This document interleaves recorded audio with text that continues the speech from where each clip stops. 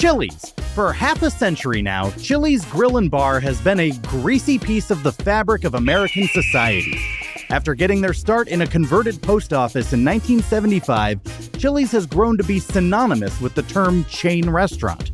This casual dining mecca has pushed an eclectic menu throughout the years, with both American food as well as Tex-Mex. They've found their success with their burgers, baby back ribs, fajitas, margaritas, and for a time, literal chili.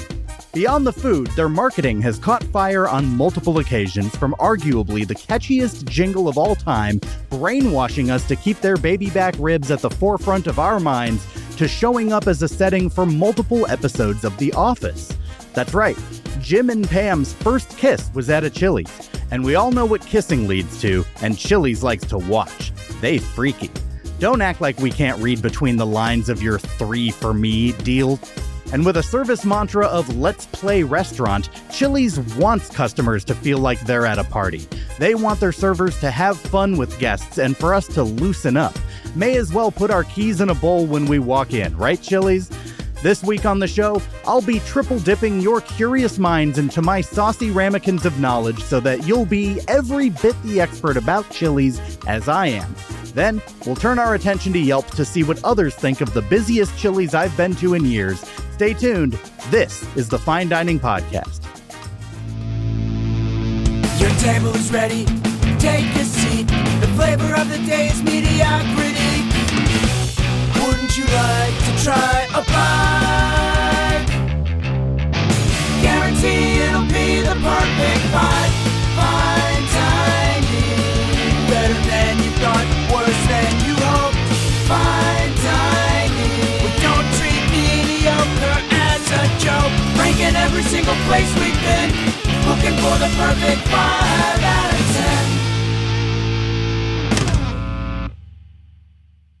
That was spicy. Chili's is a freak, and you know it. I mean, I really did it until you just kind of laid it out like that.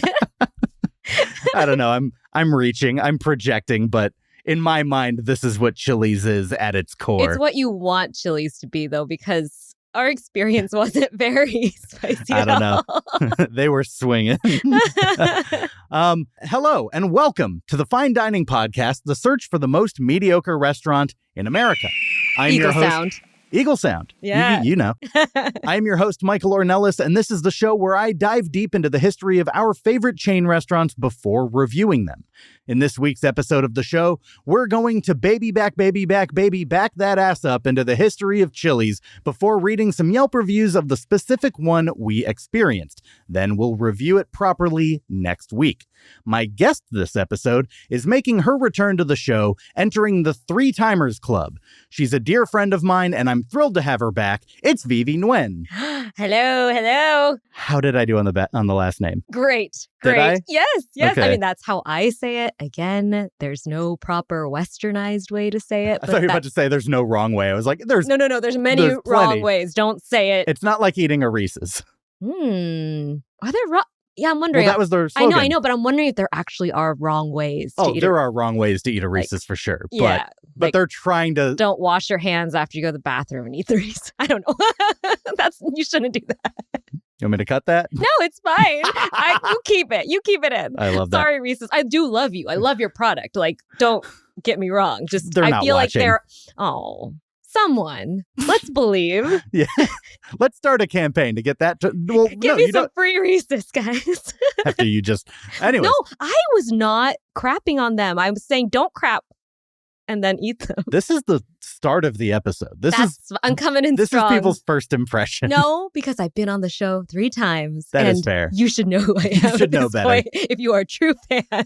So, VyVy, we went to Yes. Chili's, Mhm. and this week we are going to cover the history of Chili's. But before we do that, I want to know, do you have a personal history with Chili's? Have you been there much at all? This wasn't your first time at a It Chili's. was not my first time. I will say it's been a while since I've been to Chili's. Mhm. But in high school, there was one in kind of one of those outdoor mall plaza type things that we then could go to as a safe space for high schoolers to hang out a little bit after school. And it wasn't too expensive, so that was nice. But that's about it. I always liked Chili's in, high school and college.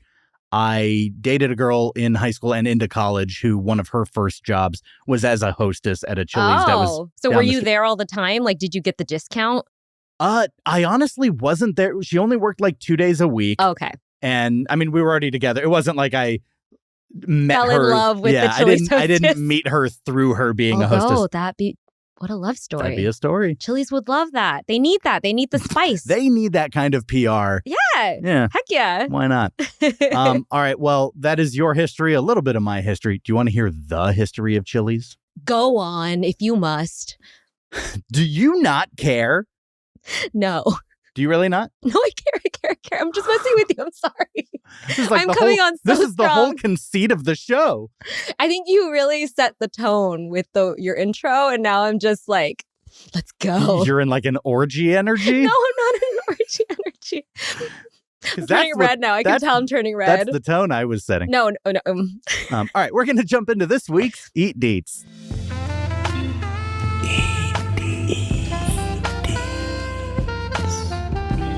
Eatery details.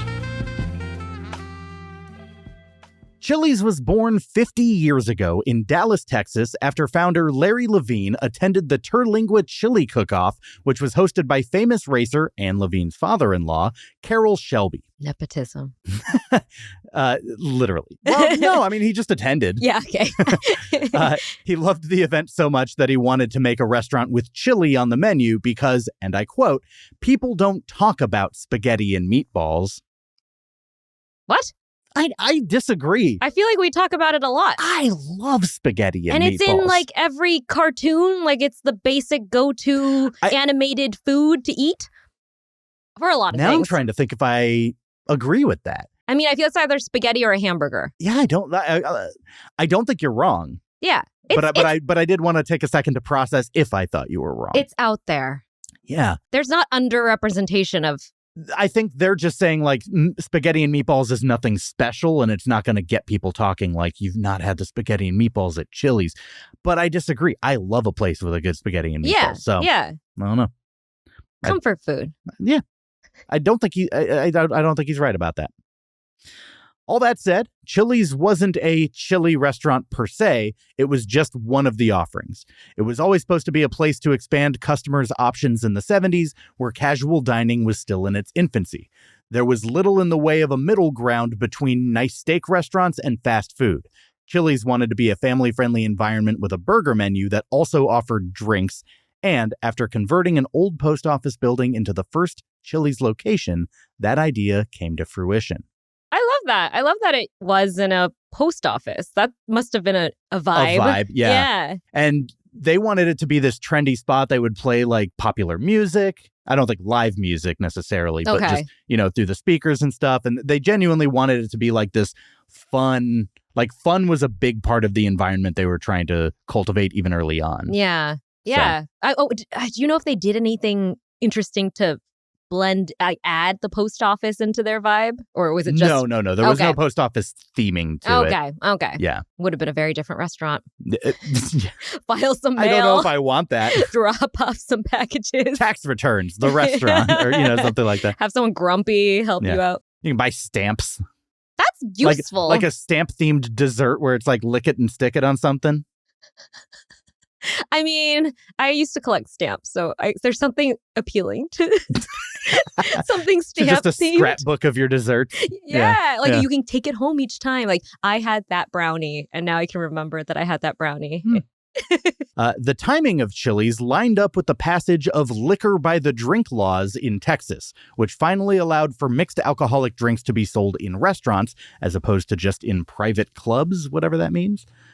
Now they were allowed to sell alcohol from 2-ounce bottles in mixed drinks, and the team decided that frozen margaritas were the move.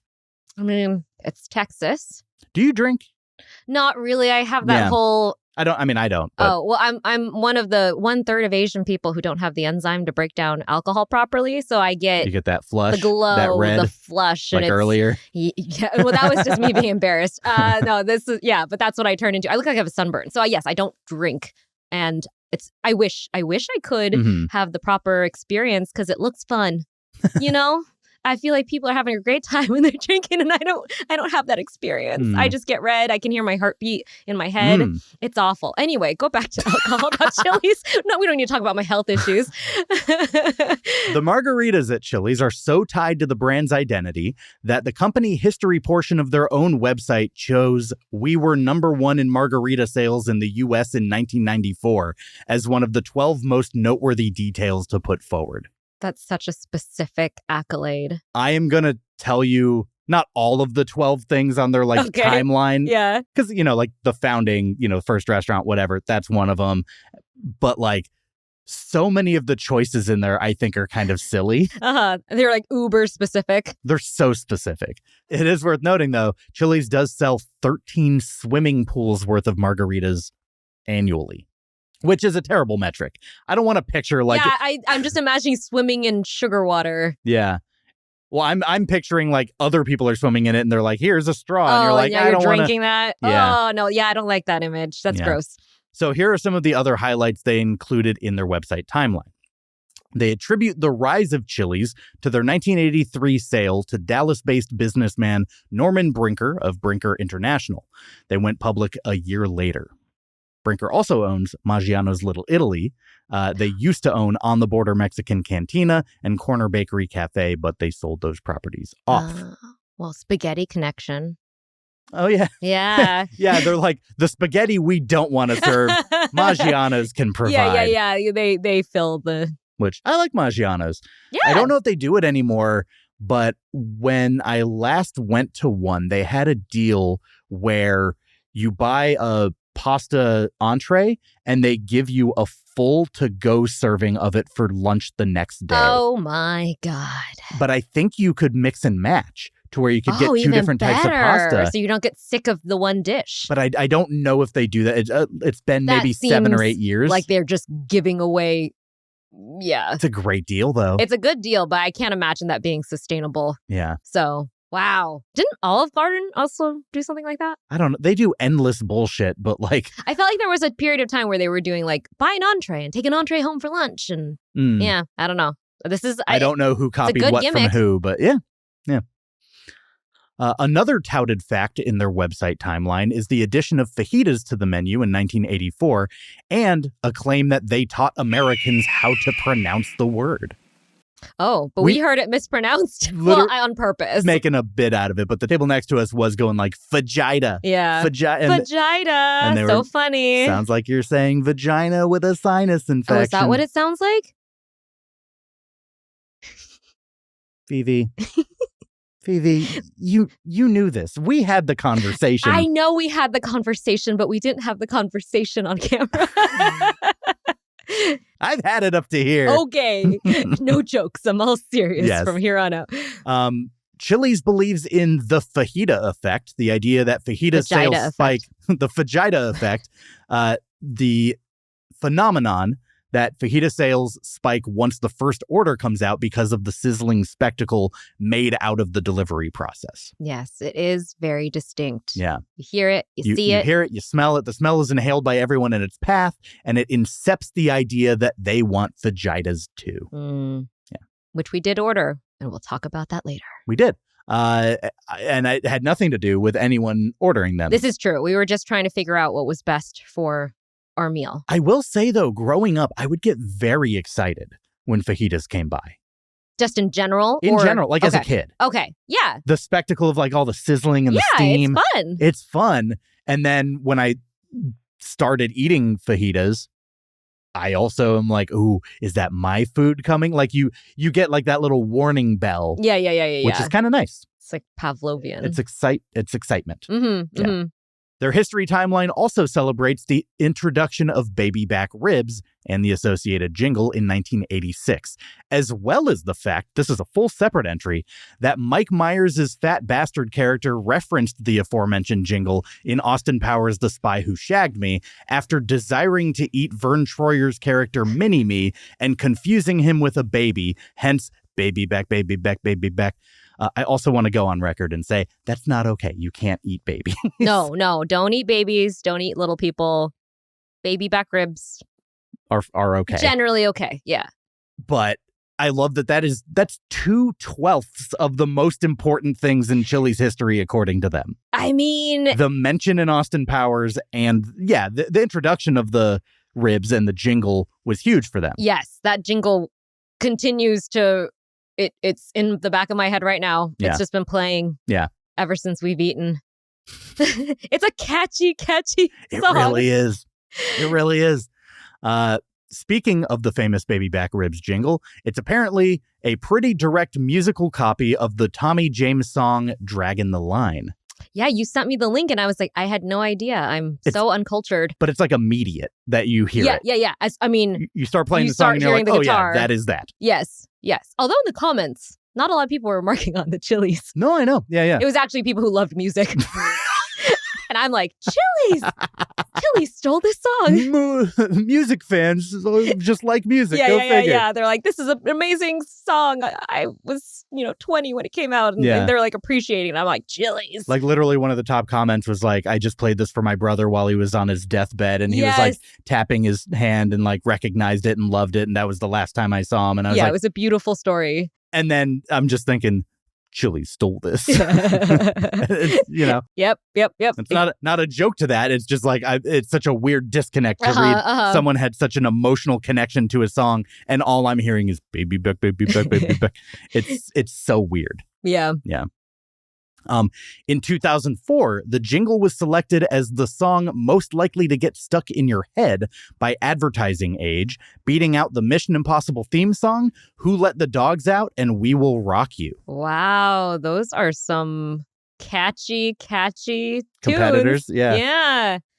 But Chili's, there's something about it too. And that commercial when it came out as well, like it was so fun. They're playing with the plates and they're all working together and they're singing. They're kind of making this like diegetic ensemble of like the things that go into. Yeah, it was very joyous. Yeah. It was great. I'd get excited when that commercial came on as a kid. Yeah. There's a lot about Chili's that apparently would excite me as a kid. Fajitas. You're an excitable child. I'm an excitable boy. Chili's also sponsored NSYNC's final tour, and as a result, got a series of ads with them doing their own rendition of the jingle.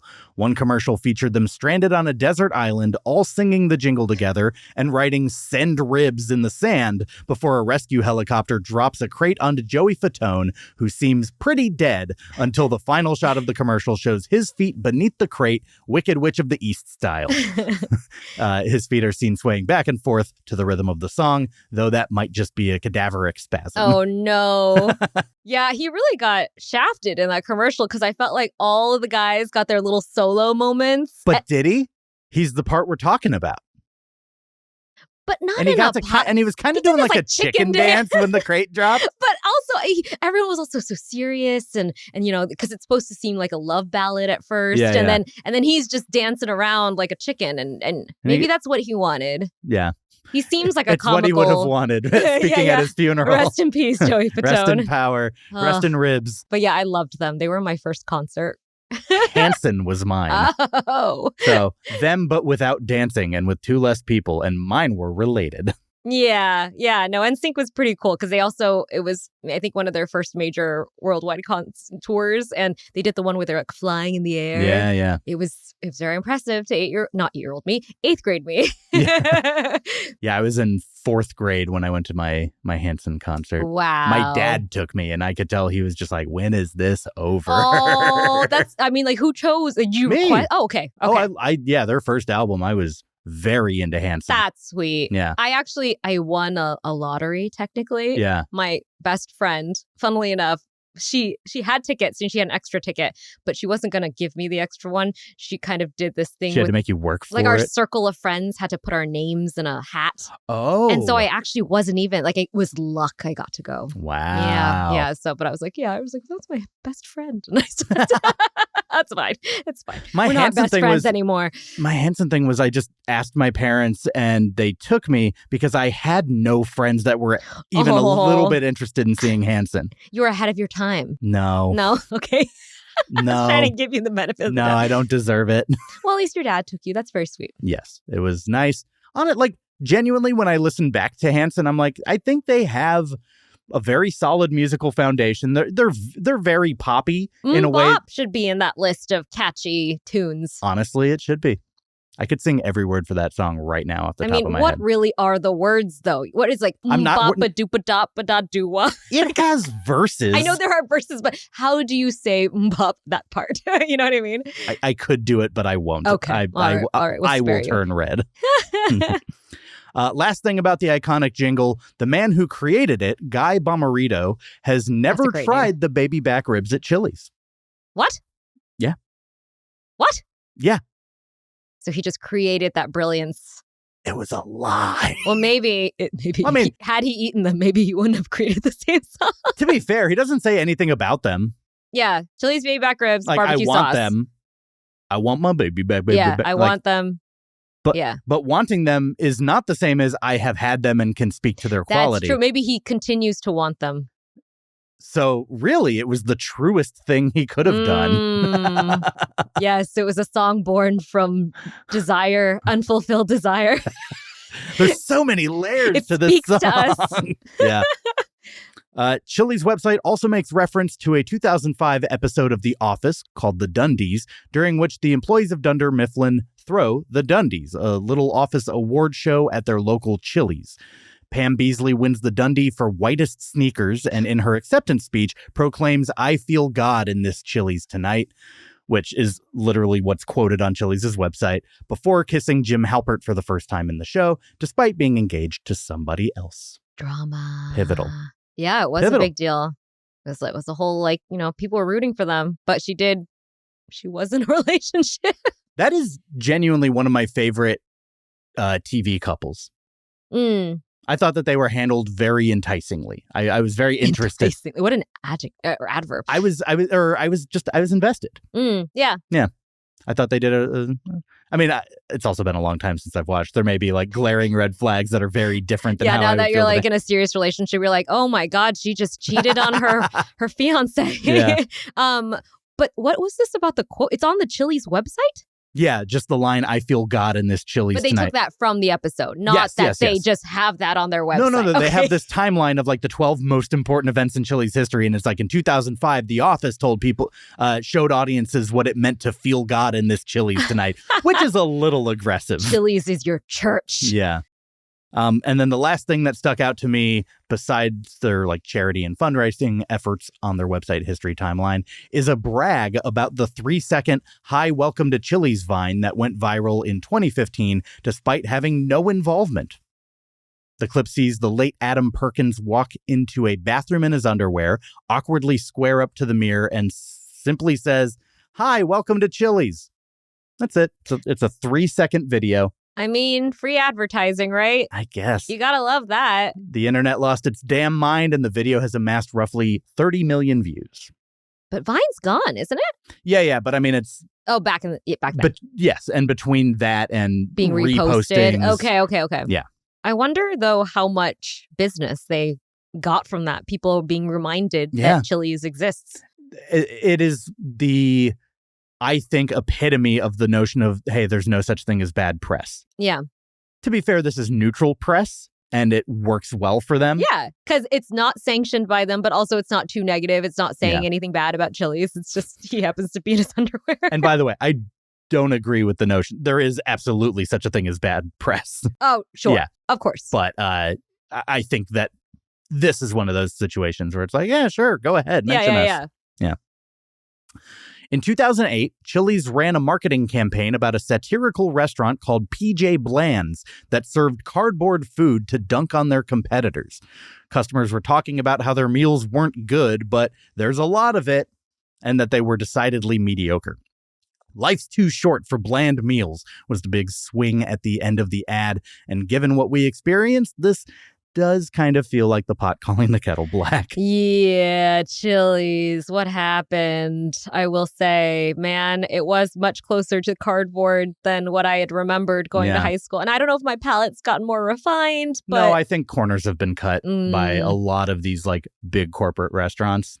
Yeah. It's just very few of them are owned by who started owning them, and therefore the passion and the care and the pride in the product. Mm-hmm. Just there's several steps of detachment from it.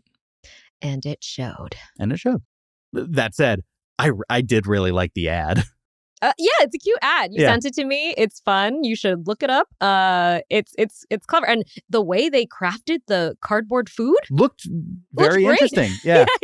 Yeah. It had like those ridges that like when you see like the inside of a moving the box. corrugated. Yeah. Corrugated boxing. Mm-hmm. Yeah. There was love and care. Yeah. Unlike what we This is the best damn looking cardboard I've ever seen. It actually did look really appetizing. Yeah.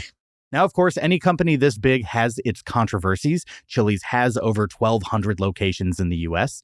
Chili's didn't have anything I haven't seen before, but here are a few. In 2008, a class action lawsuit against Brinker International claimed that studies done in independent labs showed even Chili's healthier offerings had 2 to 3 times the fat content as what was advertised. Oh, dang. But I mean, what are they advertising as healthy? I know there was kind of like a lighter... Just throughout the years. There's like a lot of these places will have like a fit menu or even just like a spinach-based dish or their salads or like something served with more vegetables. But like they cook their vegetables in so much butter because they still want them to be tasting good. Like your corn on the cob. We'll talk about that. Oh my God. I kind of wish I should have taken a bite out of yours. It was very good corn on the cob. Yeah. But yeah, it doesn't sit right with me to false advertise. Yeah, that's pretty egregious. There have been a few cases of sexual harassment at some Chili's locations, which are more localized to management at those particular stores than a culture fostered by the brand. Okay. However, in 2009, a woman's employment was terminated after coming forward with harassment allegations to Brinker International. After public outrage, she was rehired, but the company blamed her firing on a computer error. What? That seems like a pretty weak lie. A computer error? Yeah. Oh, sorry, you were fired. It was a clerical error. Like, yeah, that's just this one retaliatory. person got fired because of a computer error who happened to report sexual harassment. And after there's outrage, that's when they fix it. Yeah. So dubious. Yeah. In July 2024, American rap rock group The Beastie Boys filed a lawsuit against Brinker International for copyright infringement, claiming that the group's 1994 song Sabotage has been illegally used to promote Chili's in advertisements on social media starting around November 2022. Wait, elaborate on this. Chili's put the song in... Oh, they full on put the song in advertising without asking? It sounds like it. Oh, Chili's, you should know better. You really should. Well, but social media, I do think it was kind of the Wild West a little bit. It's a little bit more of a gray area than running a TV ad with it. That would be a little bit more egregious, but even still. Yeah, come on. Would know. You're a big company. Yeah, you know. They're the Beastie Boys. It's not like some random like garage band.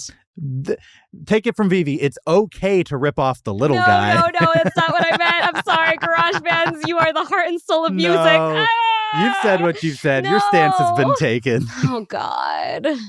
And lastly, just to bring a bit of home into these eat deets, in 2024, the city of Austin, Texas declared April 5th to be Chili's at 45th and Lamar Day, which is clever. April is 4-5, 45th Street. Makes sense. But the significance of the location dates back as far as 2011 in the r/Austin subreddit, in which a running joke began that it's the best restaurant in Austin. Out-of-towners who visit the subreddit looking for food recommendations would be pummeled with comments directing them to the Chili's at 45th and Lamar. The tagline, "Every Chili's is exactly the same, including the one at 45th and Lamar, but this one is ours," goes hand in hand with the discourse around this location. That's kind of funny and sweet. Yeah. Direct the business there. Look, I've lived in LA the entire time that this has been a thing in Austin, and yet I've still heard of it. Yeah. Before all this. It makes me want to go to that Chili's. Doesn't it? Yeah. I've been to that Chili's. I've had amazing food all around Austin. I'm like, now I should make a stop at that Chili's. I remember I ate there at least once in college, maybe twice. Okay. So. Was it? It's a Chili's. That's it. Yeah. It's just the hype behind it created by the subreddit. I love that idea, though, that the subreddit is like look, everyone who's visiting Austin is like, where should I eat? And they're just sick of seeing the same question. And so they just go to this Chili's. They have a joke, and I like it. That's sweet. I do like it. And that'll do it for this week's Eat Deets. VyVy, did you internalize all of that? I hope you were paying attention so that it can inspire you, that it can help you navigate what you need to do to create your own dining experience, because the next few minutes are all about you and what you think needs to be seen in the world of themed chain restaurants. In the style of the baby back ribs jingle, this is the restaurant of your dreams, of your dreams, of your dreams, of your dreams, of your dreams, of your dreams. This is the restaurant of your dreams. Of my dreams. You have to do the high part, like the chili, but you have to but you have to make up the words. What? This is the restaurant of your dreams, of your dreams, of your dreams, of your dreams, of your dreams, of your dreams. What if I just let you keep singing? I'm gonna let you keep singing. Of your dreams, of your dreams, of your dreams, of your dreams. This is the restaurant of your dreams, of your dreams, of your dreams, of your dreams, of your dreams. This is the restaurant of your dreams, of your dreams, of your dreams. Okay, this is the restaurant of your dreams. That was hard to do. Yeah. It was a tongue twister. VyVy, tell me all about a restaurant concept that you've created that only you could make a reality. It must be practical, delicious, and memorable. 3, 2, 1, go. Oh, gosh. I mean, I don't know if this is practical, but I haven't talked about this to anyone. So there might be notes. You've workshopped this zero.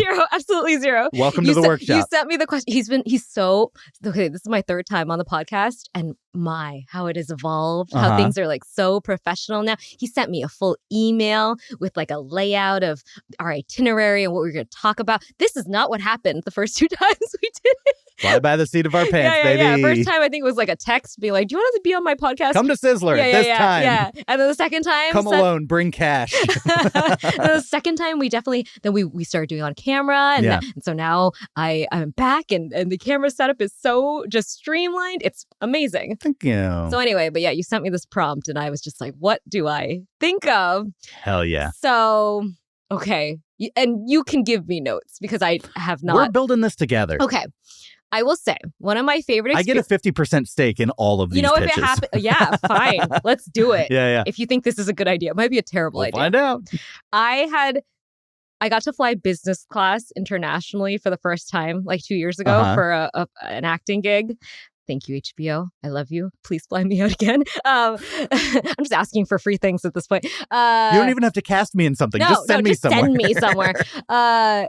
So it was amazing. I flew on Qatar Airways, which is it's usually rated like one of the top airlines in the world to fly. And I was in one of those pods and you get to lay back. You could have a nice screen to watch all your movies, and they give you this menu to begin with, and it's this very elaborate menu of mains, sides, appetizers, breakfast, snacks, and an alcohol menu, and you just tell them when you want them to come by, what time you want them to come by with these dishes. Amazing. It was fantastic.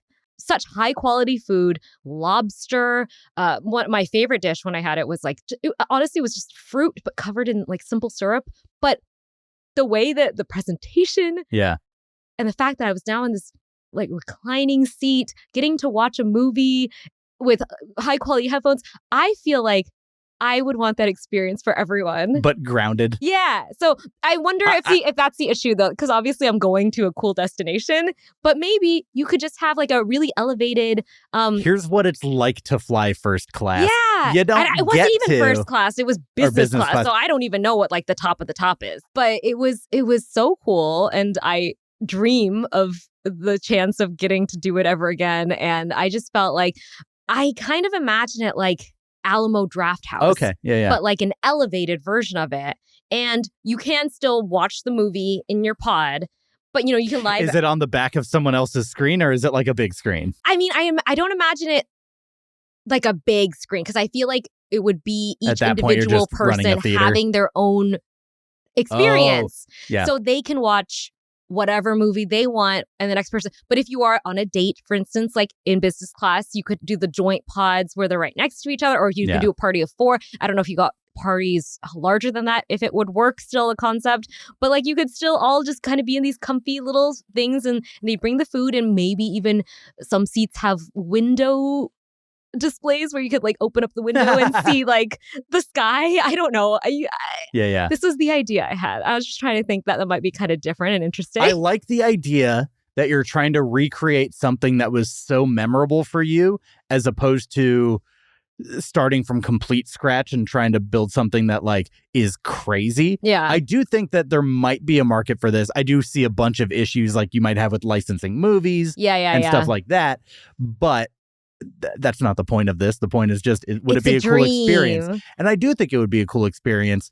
I do wonder, and you guys can let me know in the comments if you would feel detached from this knowing that you're not going somewhere. Yeah, but I'm wondering though, because if it's just like knowing you're going to be there for 3 hours or whatever amount of time, as more of a space to just relax and just treat yourself. Sure. Yeah. Yeah. But I understand that having that experience while going somewhere is definitely part of the whole appeal of buying a business class ticket. Yeah. Well, because you usually kind of dread the notion of sitting for a long time on an international flight. Yeah. And so them being able to combat that and make it a nice time, when you take that away, now it's just the hassles of being on a plane that you're kind of experienced with. You're not on the plane, but the seats are smaller, which I know you could make it a bigger seat. Yeah, exactly. You could do a recliner. Yeah. I would even say like it'd probably be bigger than a normal, because there's no constraints of being a plane. We're in a building. Yeah. I would attend your grand opening for sure. Okay. I'm not like avoiding this place at all. All right. Yeah. So I also think that the menu could kind of bloat the price up a bit. Yeah. I would definitely think it's a more upscale experience. Yeah. So the price would be a little higher. Okay. Well, thanks for going over all of that with me. Thank you. It's an honor to know that you've trusted me enough to share that is what you dream about. One more time, that theme song. This is the restaurant of your dreams, of your dreams, of your dreams, of your dreams, of your dreams, of your dreams. This is the restaurant of your dreams, of your dreams, of your dreams, restaurant of my dreams. Nailed it. Oh, God. Right again. We're out of dreamland and back to real life. Oh, we woke up. So let's see what the people of Yelp have to say about the Encino chilies in this week's Yelp from Strangers. We need a little Yelp, a little Yelp from strangers. A 1-star, 2-star, 3-star, 4 or 5. So get a little Yelp, a little Yelp from strangers. A little Yelp. Give us those complaints while you literally whine and die. Yelp! All right, this is Yelp from Strangers, our segment where we turn to Yelp and read out our favorite 1, 2, 3, 4, 6? No. Oh my God. Are you new? And 5-star Yelp reviews of the very restaurant that we went to. VyVy, do you mind if I start us off with the first one? Not at all. 2-star review. This is from Buckwheat M from Los Angeles, California. I hope that's their name. I don't know. March 18th, 2016. It is his only ever Yelp review. Oh, Yeah. Buckwheat. Where did you go? I don't know. Why is it so goddamn loud in Chili's these days? What is this accent? I mean, he spelled it Gawddam. Oh, okay. Okay. So, all right. I had to. Yeah, I liked it. Yeah. Met with my team after work today, and we were greeted by a wall of noise that was only slightly quieter than wartime flight operations on an aircraft carrier. When we asked, the server informed us the volume setting was a new corporate policy. Well, obviously, nobody from corporate spends time in their restaurants, or else they would have the same sort of migraine I got after 45 minutes. But is he talking about just the music, or is he talking about the noise level of people? I imagine it's the music. Okay. I was confused. Yeah, because you can't ask the waiter to turn down the noise of other people. You could. Well. It'd be quite the demand. Yeah. And I think I blew out a vocal cord trying to make myself heard to my coworkers sitting across the table. I shouldn't complain, though. It was even louder in the bar. I don't know if that's a reason not to complain. Just because it's worse somewhere doesn't mean it's not bad where you are. Yeah, for sure. Yeah. Buckwheat. Is that the end? No. Oh, No, there's more. There's there's more. more. Oh, okay. Yeah, there's more. Wow, buckwheat. Hey, corporate, here's a suggestion. If people want the music louder, they will ask your staff to pump up the volume. Either that or go sit in the front row at a Who concert. We heard somebody say that some engineers from JPL brought in the equipment used to measure the sound of an Apollo moonshot launching. Chili's broke it. I don't ask much from Chili's, just fair prices, consistent service, and food. Hit those 3 on the head and you will be much better off than 99% of the other guys out there.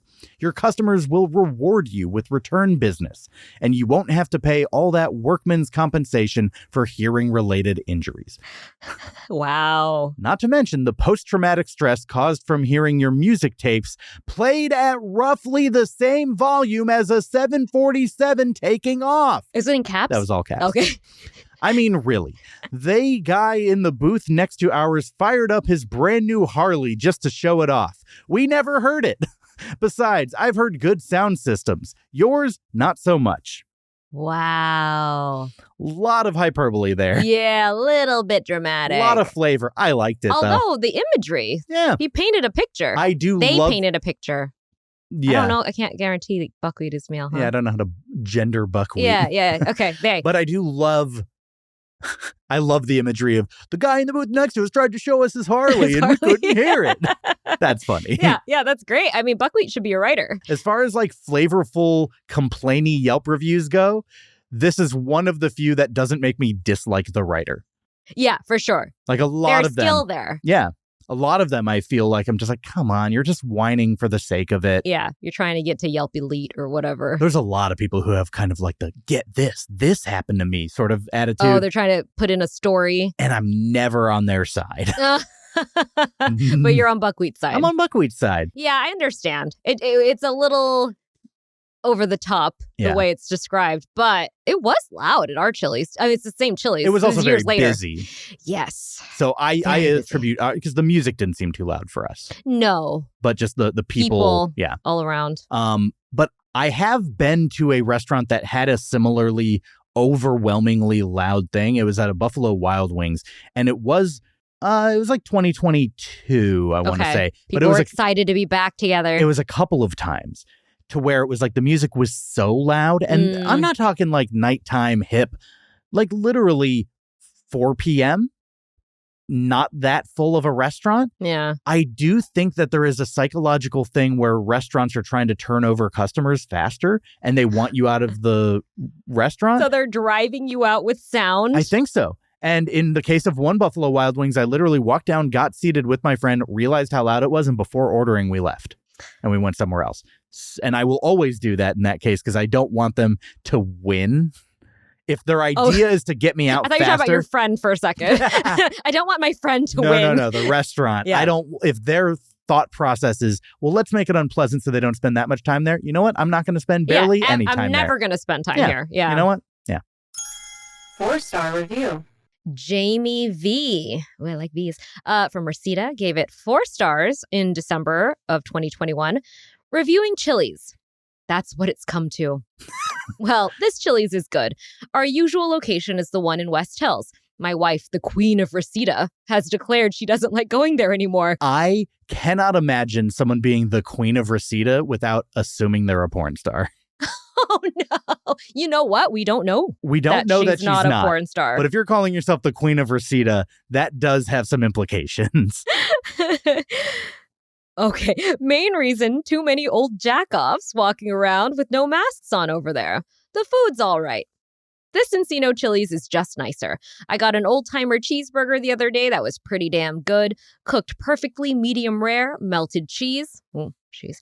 It was perfect. I'm sorry, I get a little excited talking about cheeseburgers. I know I eat too many. That's what my wife says, at least. Good job, Encino Chili's. I love this guy. This is one of the most charming interviews I've ever found. Just my wife, the Queen of Reseda, she doesn't want to go back to her other Chili's. Anyways, let me gush about the food. I'm sorry. I like cheeseburgers too much. That's at least what my wife says. Good job, Chili's. Like they're...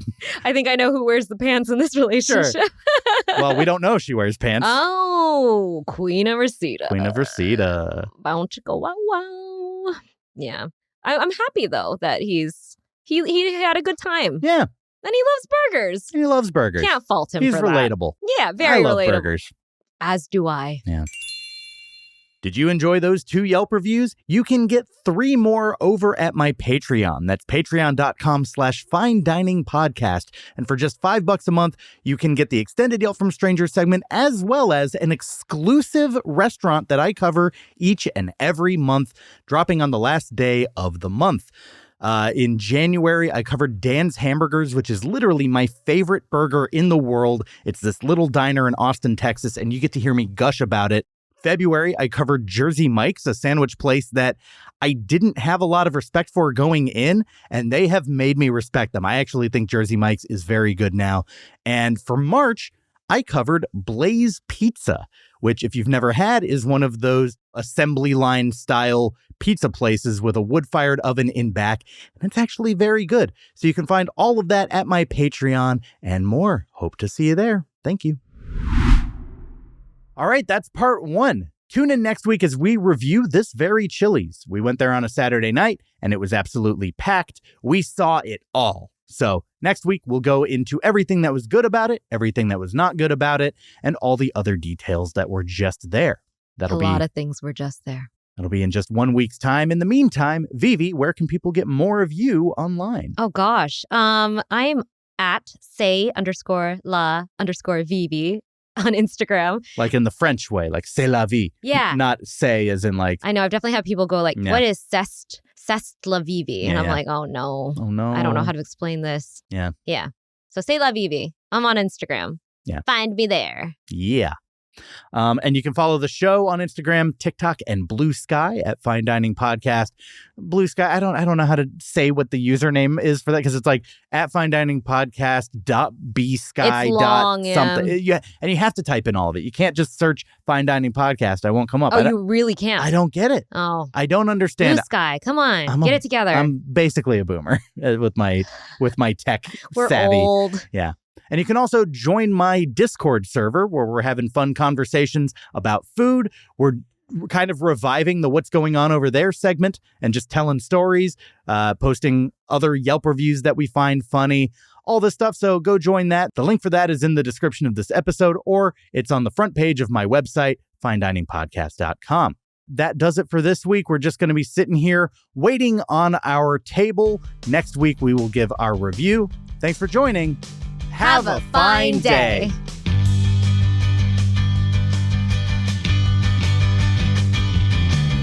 Waiting on our table, the step is done and we had some fun. Now we're waiting on our table, join us next time, we're stuck in line. Waiting on our table, we're so hungry, tummy's grumbling. Waiting on our table, we gotta continue our search for mediocrity.